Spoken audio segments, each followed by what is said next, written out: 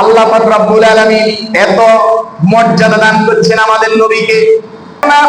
হযরত নূহ আলাইহিস সালাতু ওয়াস সালামকে, নূহ আলাইহিস সালাতু ওয়াস সালামের সম্প্রদায়কে আল্লাহ পাক রব্বুল আলামিন জিজ্ঞেস করবে, তোমাদের কাছে কি নূহ নবী সতর্ক বার্তা নিয়ে আসে নাই?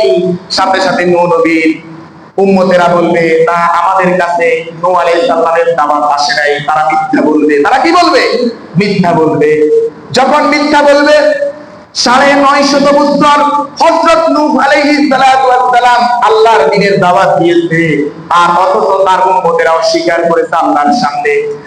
আল্লাহর সামনে যখন অস্বীকার করেছে, নূহ আলাইহিস সালামকে আল্লাহ তাআলা জিজ্ঞেস করবেন, ও নূহ, তোমাকে তো আমি পৃথিবীতে দাওয়াত দেওয়ার জন্যই, দ্বীনের দাওয়াত দেওয়ার জন্যই, সতর্ক করার জন্যই তোমার জাতির কাছে পাঠিয়েছি।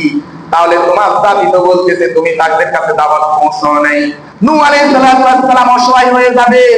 তখন বলবো তার জাতি যে তাকে, তার দাওয়াতকে অস্বীকার করেছে, মিথ্যা বলেছে। সাথে সাথে নূহ নবী বলবে, আমি, আমার সাক্ষী আছে।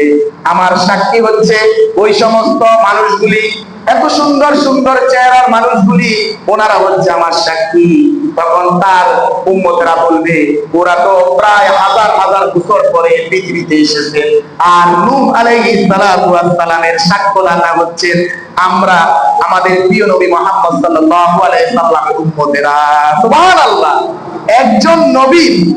একজন নবীর সাক্ষ্যদাতা, একজন নবীর দাওয়াতের সাক্ষ্যদাতা একজন নবী হওয়া স্বাভাবিক ছিল।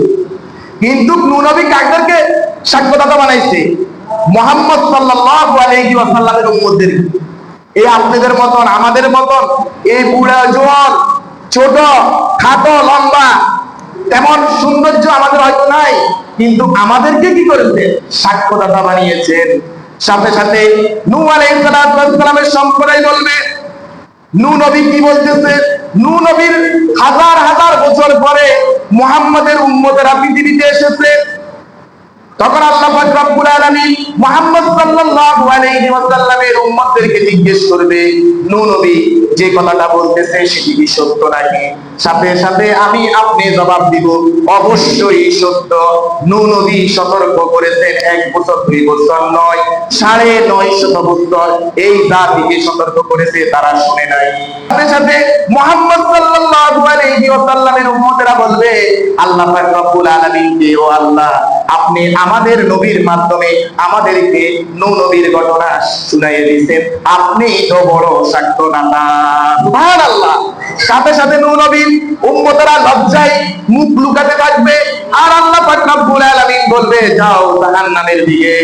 আজকে মুহাম্মদ সাল্লাল্লাহু আলাইহি ওয়াসাল্লামের উম্মতরাই বলতেছে, আল্লাহ আপনিই বড় সাক্ষী। সুবহানাল্লাহ। কতটুকু সম্মান আমাদেরকে আল্লাহ তাআলা দান করছে। কি জন্য দান করছে বলেন তো?